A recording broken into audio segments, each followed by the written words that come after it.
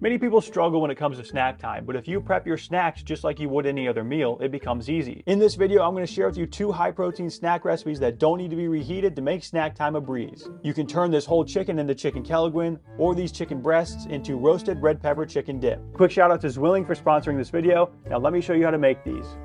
First up, we're going to be making chicken kelaguen. Chicken kelaguen is a dish from the Mariana Islands that is made up primarily of chicken, onions, hot peppers, lemon juice, and coconut. In my eyes, it's one of the perfect snack foods. It's high in protein, it stores well in the fridge, and it's meant to be eaten cold so you can pull it out and have it ready to go in a moment's notice. The version I'm going to show you how to make here is a little bit different than the traditional version, but this is how my mom made it for me growing up, so it's how I like to eat it. This recipe starts with 1 whole broiler chicken, roughly 4 to 5 pounds in total. Mine here is 4.88 pounds. Perfect size. Towel it down and dry off all the chicken juice that's on the exterior. This will help it brown up better in the oven. Next, you're going to add oil and salt and pepper to your chicken. I used 1 tablespoon or 15 grams of oil for the whole chicken, so to the top side you can add about a half a tablespoon or 7.5 grams and then rub that across the surface. Then give it a heavy sprinkling of salt and pepper and flip it over to the other side to repeat. Go with the same song and dance with the oil, salt, and pepper on the other side, and then this is ready to be cooked. The cook time is going to depend on the size of your bird. I did mine at 400 degrees Fahrenheit or 204 degrees Celsius for about 75 minutes, starting with the breast side down. Around the 50-minute mark, I pulled it from the oven so I could take its temperature. Check out this sick new thermo gun I got. It's just taking the surface temperature, so it doesn't really help me out here, but I have to play with it every chance I can get. You guys are 63.9 degrees right now. Might want to get that checked out. Alright, enough horsing around. Let's plunge the real thermometer deep into the depths of the breast of this cluck wagon to see what we're really dealing with. To finish, you're looking for 160 to 165 Fahrenheit in the breast. Mine's still quite a bit short of that, so I'm going to put it back in the oven for another 15 to 20 minutes. This time with the breast side facing up so I can get browning on the exterior of that side as well. After 75 minutes in the oven, my temperature was now good, so this was ready to go. Now this little sucker just needs to cool, and then we'll pull it apart. Once it's cooled down a bit, it will be easier to butcher up without burning your hands. I realize most of you watching this are going to say, I'm going to make this, but I'm going to use a rotisserie chicken, and that's fine. You can do that. But either way, once you get to this step, you need to butcher this chicken and dice it up into small pieces. Take off the wings, take off the legs and thighs, pull away the breasts, and scrape away any extra meat that's attached to the carcass that you can. Once you have all the meat pulled off, you can throw the carcass in the freezer and use it to make a stock at a later date. Now, many people think the skin is the best part of roasting a whole chicken, and it does taste awesome, but it is fattier than the rest of the meat. If you want more flavor, leave it in. If you want a leaner product,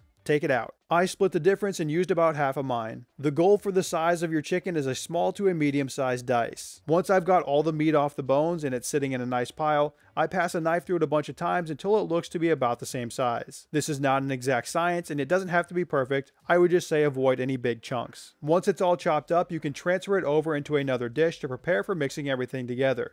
For reference, my total yield here was 840 grams of the cooked pulled chicken. With my chicken now chopped and ready to go, I'm moving on to dice up 1 medium-sized onion or 200 grams worth. This gets chopped up into a small dice and added to the dish with all of the chicken. Next comes 4 to 5 stalks of green onions or about 50 grams worth. The green stalks can get cut into thin slices and the whites can get cut into a small dice just like the regular onion did. Both of these get added into the dish as well. Next up is the flavoring portion. Usually when I make this I go off of taste because the amount of chicken that I yield is never the same. For this batch I use 7 tablespoons or 105 grams of lemon juice, 1.5 tablespoons or 23 grams of Tabasco sauce, about 1 teaspoon or 3 grams of pepper, and 2 teaspoons or 12 grams of salt. Everything in the dish gets mixed to combine so that all the flavors can come together. As this sits in the fridge for the next few days, the lemon juice and hot sauce will marinate the chicken and deepen the flavors even further. The traditional version would also have some kind of shredded coconut thrown in here, so if you wanted to include that as well, feel free to do so. Once adequately stirred, you can give it a taste test and adjust the flavors as you see fit. I'll usually start by messing with the amount of lemon juice if I feel like I need to make a flavor change,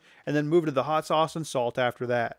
For storage in the fridge, I moved it all over into a Zwilling Fresh and Safe gratin dish, tossed on the lid, and removed all the air to help it stay fresh for longer. This should keep well in your fridge for up to 5 to 7 days. My total yield was just under 1,200 grams, so if I cut this into 10 equal servings, each one will weigh 120 grams, with about 207 calories and 23 grams of protein. When snack time rolls around and it's time to munch, you can pull this from your fridge and weigh out one of your servings. I always eat mine with a side of warm rice. You'll almost never catch me without some leftover rice in the fridge. But if you're just looking for the protein, you can eat it plain and it's still awesome. The Kelaguen is meant to be eaten cold, so once you have it prepped, it's almost zero effort from fridge to your pie hole. Growing up, this dish was a staple in my childhood diet. Anytime we went to grandma's house, she would always prepare it for us, and my mom would make it at least once a month as well. It was always one of my favorite after-school snacks, and at the time, I had no idea how great it was for my growing muscles. There's lots of good high-quality protein in here. If you're trying to maintain a calorie deficit, you can eat this Kelaguen plain, and you've got a semi-low-calorie snack with lots of protein to help you stay full. If you're trying to maintain a surplus in bulk, load up on the rice, pair it with the Kelaguen, and this one is hard to beat in terms of ease and palatability in my opinion. Recipe number 2 today is a roasted red pepper chicken dip. This one could be served hot or cold and eaten with vegetables, or the more obviously delicious choice, some crackers. This recipe starts by cooking some chicken. You'll need 1 pound or 454 grams of boneless, skinless chicken breasts. I'm cooking way more than 1 pound here because I'll be using it for other things, but in this particular recipe, you only need 1 pound. To cook them, I dumped the chicken into a pot and filled it with water till the water was just about to cover the chicken breasts. Then I placed the pot over low heat, tossed on a lid, and let this go for about 30 to 45 minutes until it was cooked through.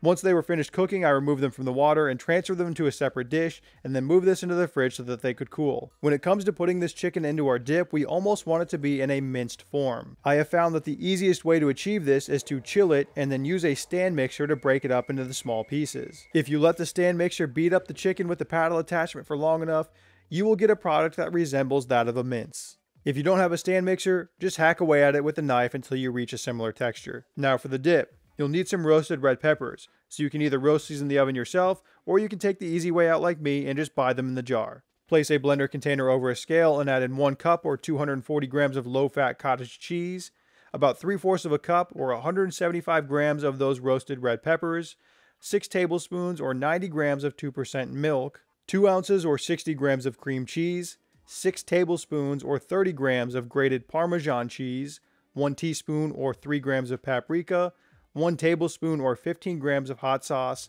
and then a sprinkling or about a gram of extra salt. Then you can pop on that lid, throw it over the motor, and let this go on high speed for about 30 to 45 seconds until it is smooth. When it's ready, pour it into a large bowl, and then we're going to add in our chicken. The 454 grams of raw chicken that you cooked should yield about 300 grams of cooked chicken, so that's what I'm adding here. Again, I made a bunch extra to use in something else. Mix the chicken into your cheese sauce until it is well coated and everything is evenly combined. The next step is to take some sort of vehicle, like a cracker, and give it a taste test to see where your flavors are at. I gave mine a little bit of an extra boost with salt and pepper, then one last sturdy mix, and this was ready to go for me. Then for storage, I transferred it over into a Zwilling Fresh and Safe fridge box, which allows me to pull out all the air using the vacuum pump to help it stay fresh for longer. To pair with my dip, I did prepare a variety of vegetables, but I also kept some chips and crackers in the pantry in a spot that wasn't too hard to reach, if you know what I'm saying. I started off with some celery stalks that I cut in half to make into dippable sized pieces. Then I moved on to some carrots, which I peeled first, cut them in half, and then cut those halves into thin strips. I also did some cucumber rounds with an English cucumber. I peeled away about half of the skin, and then cut it into circles with a knife. And then at the last minute I said, why not? Let's throw some broccoli in there too so I can at least pretend like I'm going to eat it. All of my vegetables got placed into a small Fresh and Safe glass container. Then I took out all the air with a vacuum pump, and these joined my Kelaguen and dip in the fridge.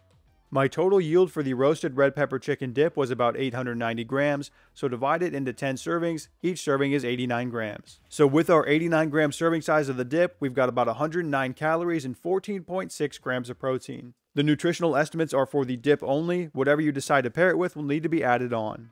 This one is good eaten hot or cold. With the carrots and the crackers, I prefer it hot, but with the cucumbers and the broccoli, I actually think it's better eaten cold. Now, with that being said, if you don't think I ate through the entire bag of crackers before I even touched a vegetable, you're out of your mind. One other thing I made while I was prepping these is this chocolate granola. I've made this recipe in another video on this channel before, so I'm not going to include it in this one, but I'll include a link to that video down below. Pair it with some Greek yogurt, and it's another easy way to get some protein in that you don't need to reheat. This video was sponsored by Zwilling and their Fresh and Safe vacuum storage system. I've got a variety of different sizes of their glass fresh and safe containers that work great for storing things in the fridge over the week. And just about everything I put into Snack City in my freezer goes in one of their fresh and safe vacuum bags. With the bags and the containers, you can use the vacuum pump to remove all the air, which helps the food stay fresh for up to 5 times longer. For US-based members of TMPM Nation, Zwilling is offering you guys a deal on their 7-piece vacuum starter set, where if you use the code MEALPREP at checkout, they'll send you 10 extra medium bags for free. It's perfect for if you're planning on getting into meal prep in the new year. There's a link to the product in the description below. Thanks to Zwilling for sponsoring this video. Both recipes for the chicken Kelaguen and the roasted red pepper chicken dip are published on my website mealprepmanual.com, and those are linked down below in the description. So if you struggle at snack time and you want something that's high in protein and almost immediate, try out these 2 recipes and let me know what you think. With 2025 just around the corner and New Year's resolutions starting, I'm sure many of you have lots of meal prep in your future, and if you do, subscribe to the channel and check out my website for help. Bye.